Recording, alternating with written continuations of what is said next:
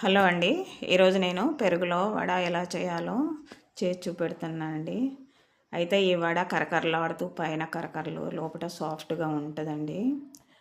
అది ఎలా చేయాలో చూడాలంటే అది ఛానల్లో ఉందండి, మీరు ఒకసారి చూడండి. ముందుగా పెరుగు తీసుకొని గిలకొట్టి ఇలా ఒక గిన్నెలో పోయాలండి. అందులో కొద్దిగా ఉప్పు, ఆనియన్స్ సన్నగా కట్ చేసి అందులో వేసుకొని ఒకసారి కలపండి.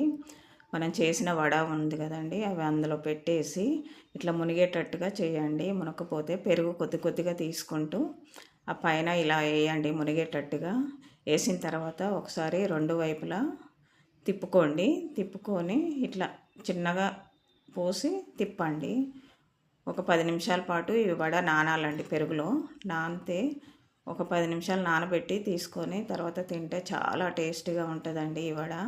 ఎప్పుడు మన చట్నీలా కాకుండా ఇట్లా పెరుగులో వడబెట్టి తిని చూడండి. ఈ వీడియో కనుక మీకు నచ్చితే లైక్ చేయండి.